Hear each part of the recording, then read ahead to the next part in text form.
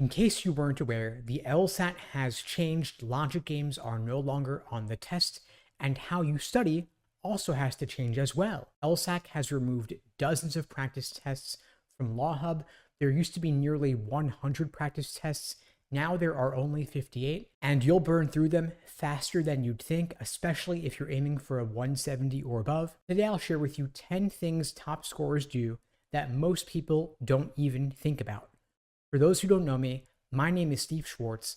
I've been teaching the LSAT since 2005, and I personally increased my LSAT score from a 152 to a 175. Now, back when I took the LSAT, there were roughly 45 numbered exams or so, and I did all of them several times.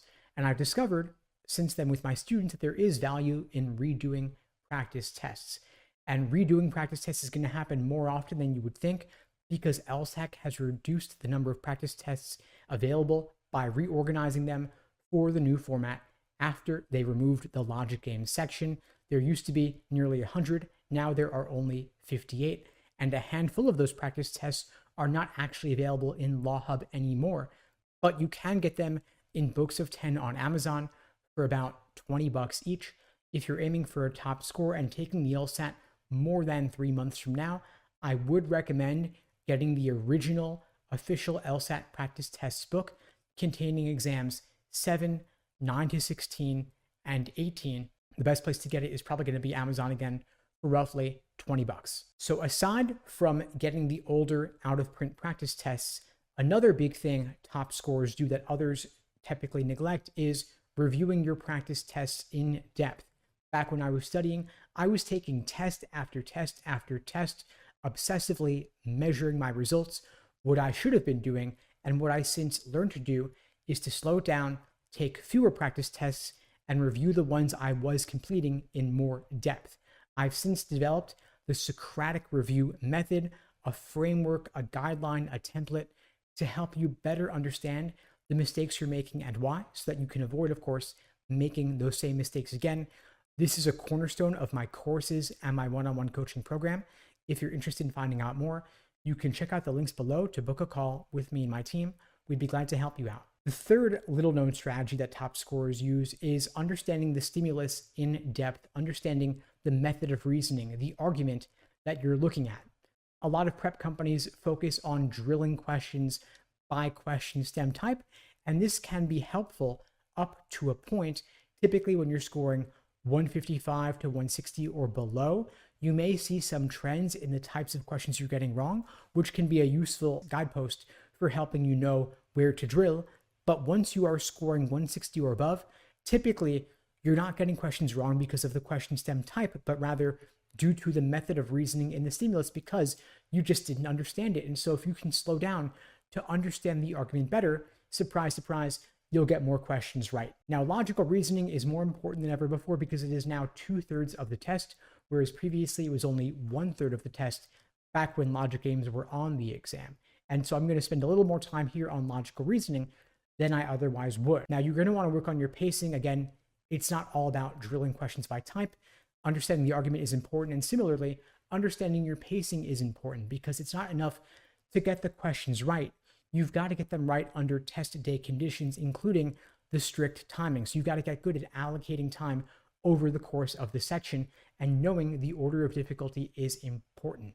So you want to know you're going to go faster on the easier questions, letting you build up a time bank that you can then apply to the tougher questions later in the section.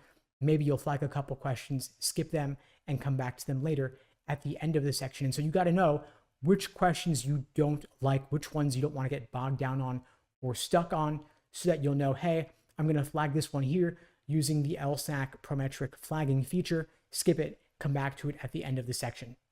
Now, the fifth little known strategy is for reading comp, taking fewer notes. Oftentimes, the more notes you take, the more time you spend, the less time you'll have available to solve the questions. And so I find the students who do the best on reading comp tend to mark very little, possibly not at all, because it takes time to write things down and it takes time to read them.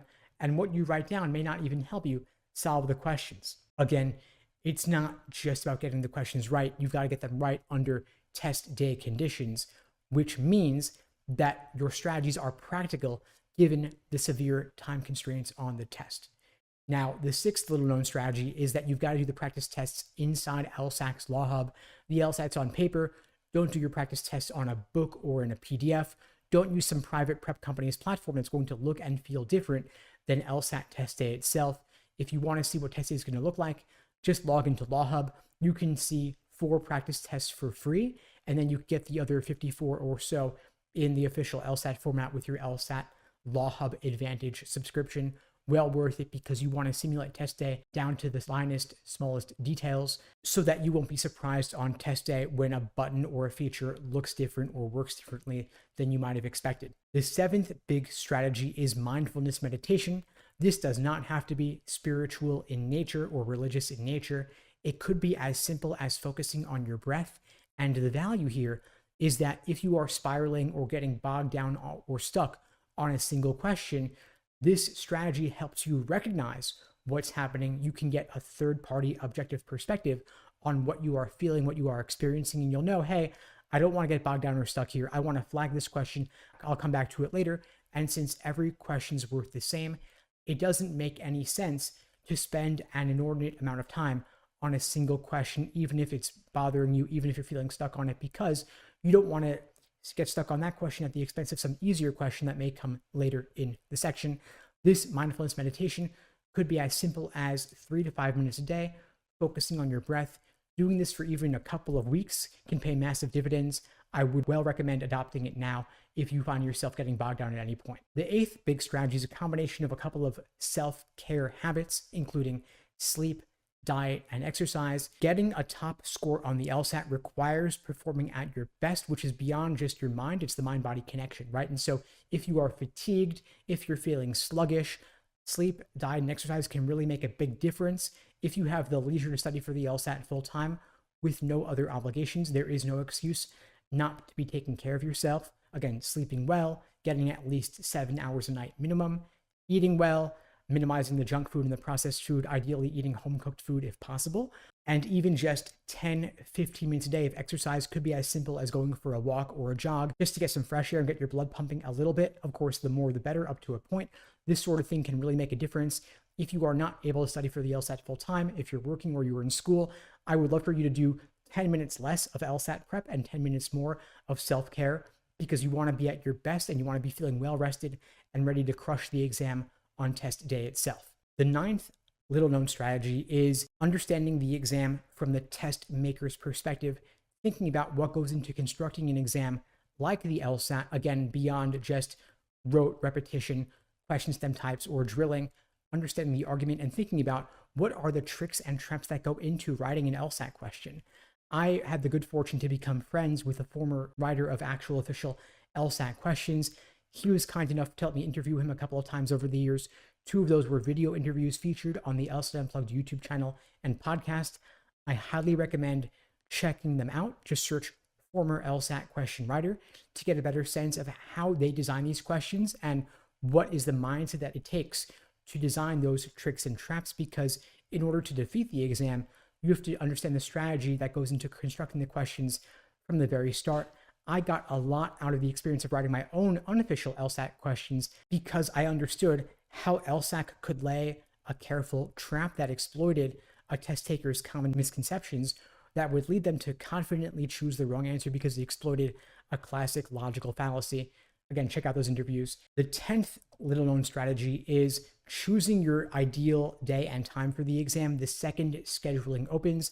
Prometric, a disaster when it comes to this. The wait to choose your time slot can be tougher than getting tickets to a Taylor Swift concert. No joke. People will post screenshots saying, I'm in position 1000 in line to get my spot.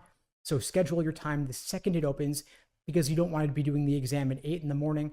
If you are the kind of person who likes to sleep in, you don't want to be doing it after lunch when you'd rather be taking a siesta.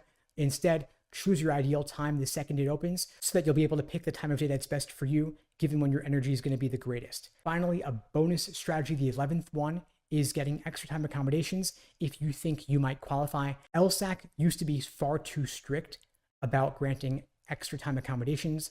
If anything, now the pendulum has swung the other way, and it's now easier than ever to get extra time for things like ADHD or testing anxiety.